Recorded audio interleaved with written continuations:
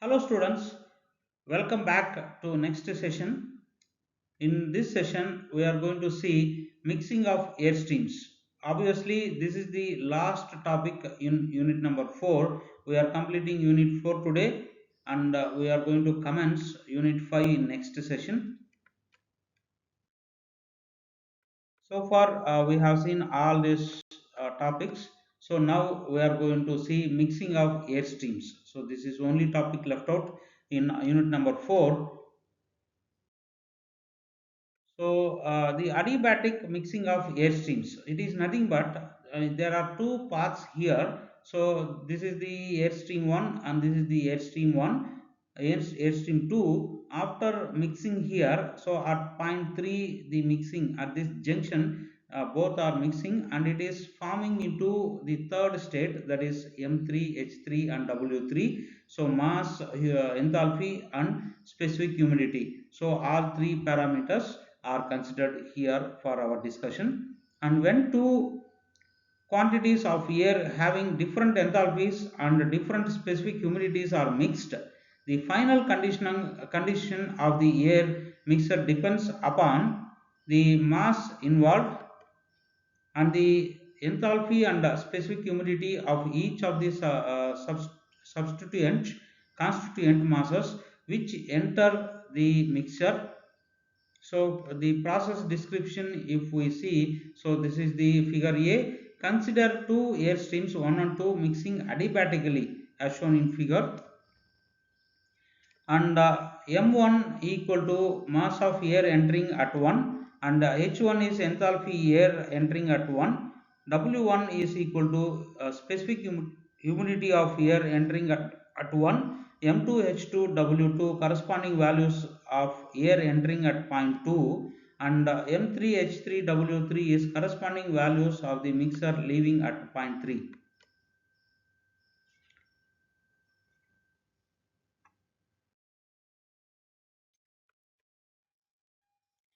So adiabatic mixing of two air streams. So assumptions are made like this. So assuming no loss of enthalpy and specific humidity during the air mixing process, we have mass balance M1 plus M2 equal to M3, energy balance M1 H1 plus M2 H2 equal to M3 H3, mass balance of water vapor M1 W1 plus M2 W2, so that is equal to M3 W3. So the simple derivation here, substituting the values of M3 from equation 1 into equation 3, equation 2, so M1 plus M2 into H3 we are getting here, and expanding M1 H1 plus M2 H2 equal to M1 H3 plus M2 H3. So rearranging them like this, M1 H1 minus M1 H3, that is equal to M2 H3 minus M2 H2. So factoring them, M1 H2 minus H3, so that is equal to M2 H3 minus H2, and then finally M1 by M2 is equal to H3 minus H2 divided by H1 minus H3. So this is the simple derivation.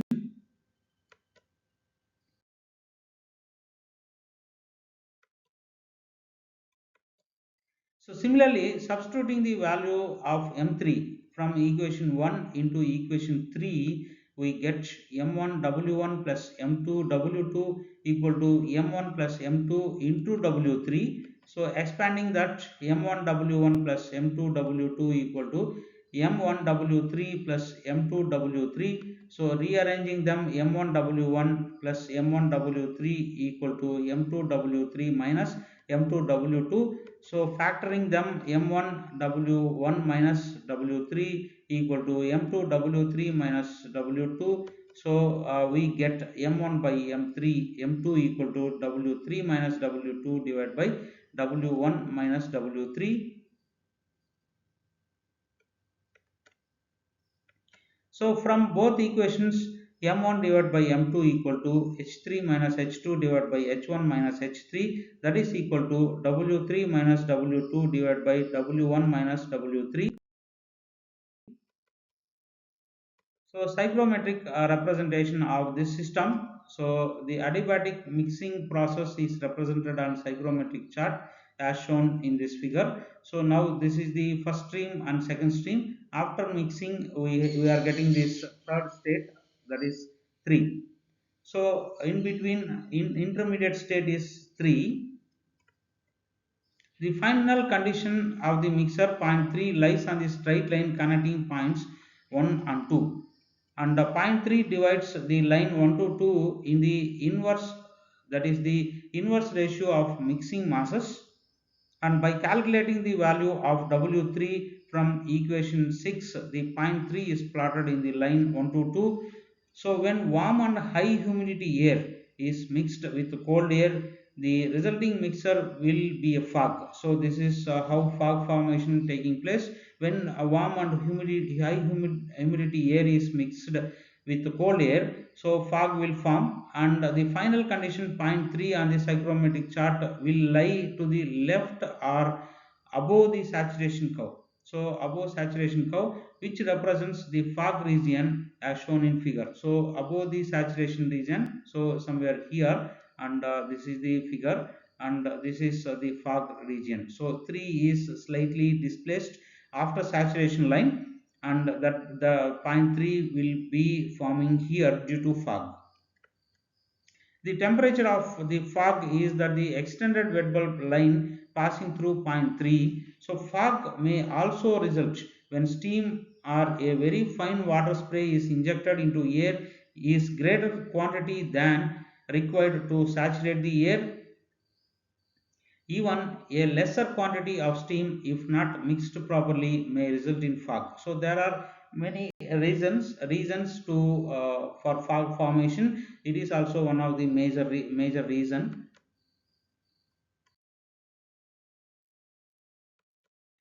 So fog can be cleared by any of these methods: heating the fog, mixing the fog with warmer unsaturated air, so mechanically separating the water droplets from the air. So now we see examples. So 1 kg of air at 40 degrees Celsius dry bulb temperature and 50 percentage RH is mixed with 2 kg of air at 20 degrees Celsius of dry bulb temperature and 20 degrees Celsius of dew point temperature DPT, and calculate temperature and specific humidity of the mixer.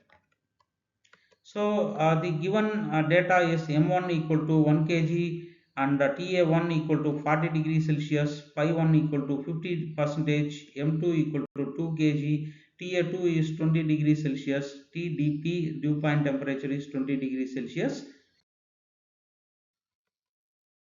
So this is the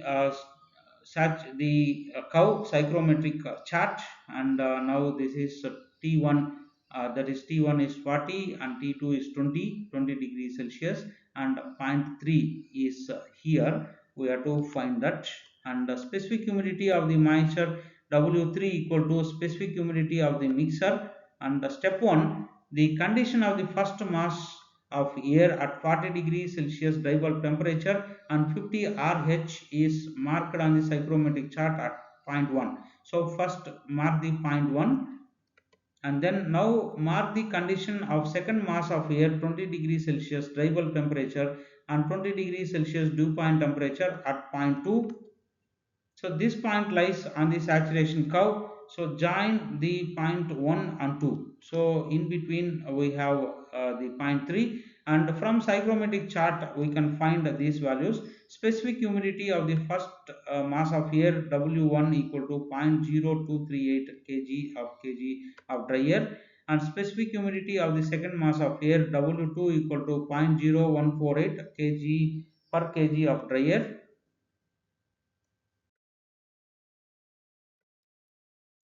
So step 3, so M1 divided by M2, so that is equal to W3 minus W2 divided by W1 minus W3. So that is all are known factors, and W3 is unknown. So W3 can be find out as 0.0178 kg per kg of dry air. So that is the W3. So once we know W3, we can find out the rest of the things, and temperature of the mixing of the mixer. Now plot point 3. on the line joining 1 and 2 corresponding to the specific humidity omega W3. So now we know the W3 value of dryer. From the chart we can find TA3 equal to 26.8 degrees Celsius. So next example, 800 meter cube per minute of recirculated air at 22 degrees Celsius dry bulb temperature and 10 degrees Celsius dew point temperature is to be mixed with 300 meter cube per minute of fresh air at 30 degrees Celsius of dry bulb temperature and 50 percentage of RH relative humidity. Determine the enthalpy, specific volume, humidity ratio and dew point temperature of the mixer. So given V2 equal to 800 meter cube per minute. So TA2 equal to 22 degrees Celsius. TDP2 is 10 degrees Celsius. V1 equal to 300 meter cube per minute. TA1 equal to 30 degrees Celsius. Pi 1 equal to 50 percentage, and we can draw this psychrometric chart. And point 1 and point 2 in between we have point 3, and we have to find H1, H3 and H2 from psychrometric chart, and we have to find W3 also.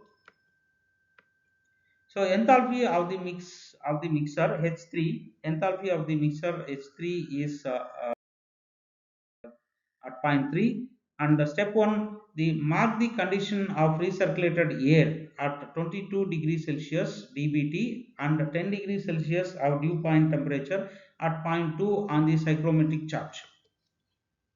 Mark the condition of fresh air at 30 degrees Celsius dBT and 50 percentage of relative humidity at point 1. So join points 1 and 2. So step 2, from the psychrometric chart, enthalpy at point 1, H1 equal to 64.6 kilojoules per kg of dry air. Enthalpy at point 2 is H2 can be found out as 41.8 kilojoules per kg of dry air. So specific humidity at point 1 W1 is 0.0134 kg per kg of dry air, and at W2 is 0.0076 kg per kg of dry air. Specific volume at point 1 Vs1 equal to 0.876 meter cube per kg of dry air, and Vs2 is 0.847 meter cube per kg of dry air.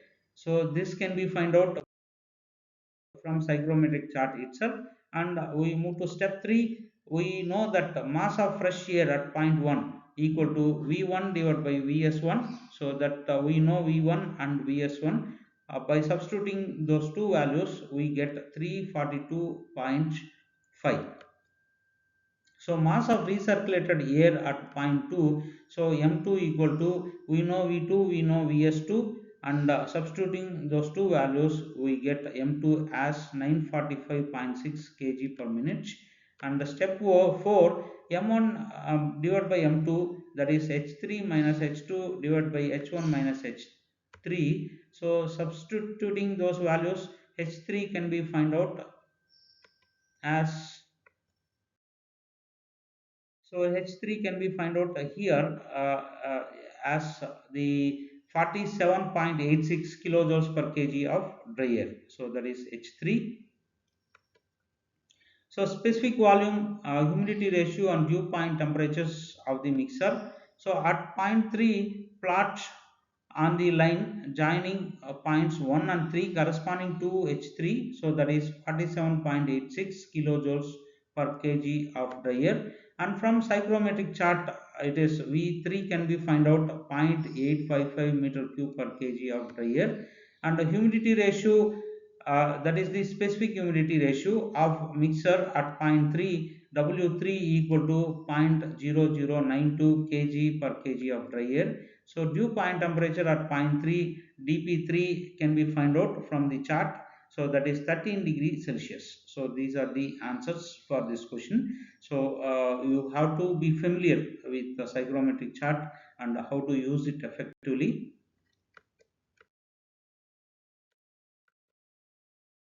So we will see one more problem, and this is a very simple problem again. The saturated air leaving the cooling section of an air conditioning system at 14 degrees Celsius at the rate of 50 meter cube per minute.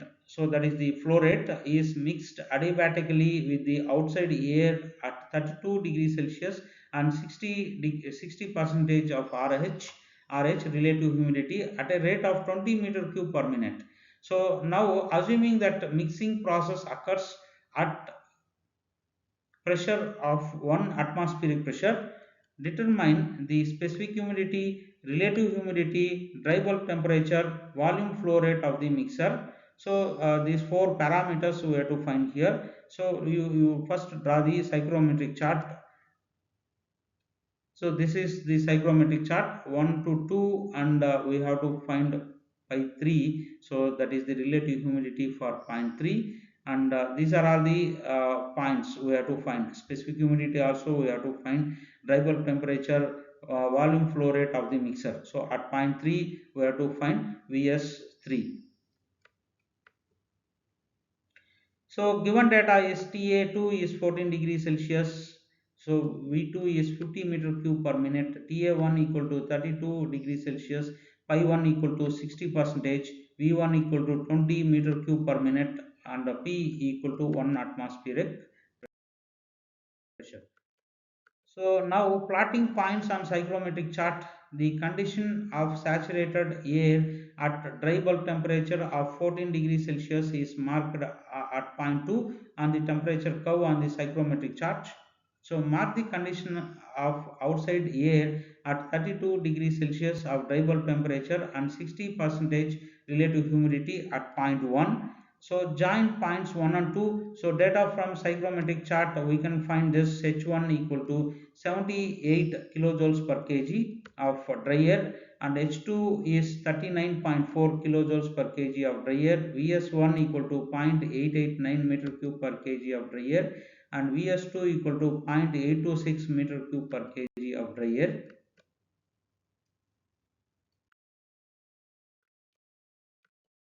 So step 3, finding masses. So we can find the mass. We know V1 and Vs1. So it is M1 is 22.5 kg per minute, and mass of saturated air leaving the cooling section at point 2. So M2 equal to V2 divided by Vs2. So that is 60.53 kg per minute. And finding enthalpy of mixer, and m1 divided by m2 equal to h3 minus h2 divided by h1 minus h3, and h3 is unknown here. By simplifying the equation we get h3 equal to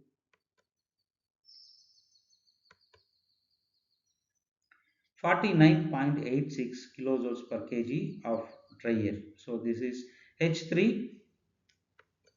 And specific humidity, relative humidity, and dry bulb temperature we can find like in earlier problem.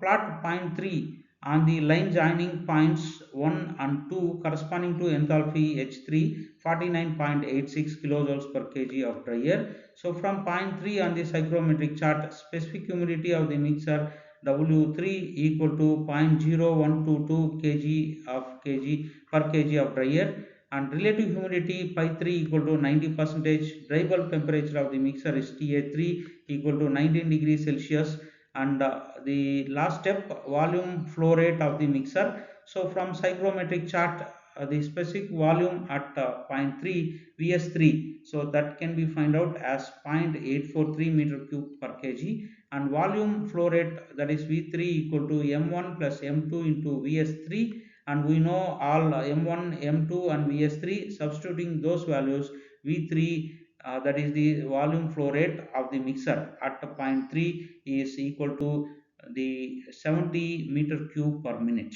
So this is the final answer, and we are completing unit 4 here. Next we are going to start in next session itself, we are going to start unit 5. So there we have mostly load calculations, and it will be a very interesting unit. We will meet again in next unit. So next session we are commencing unit 5. So as usual, textbooks, please refer R.S. Kurmi, and for additional problems and information, R.K. Rajput and C.P. Arora you can refer. So please refer R.S. Kurmi, and I have taken that book only, and I have referred that. So we will meet again in next session where we are going to start unit number 5. Thank you students. We stop here.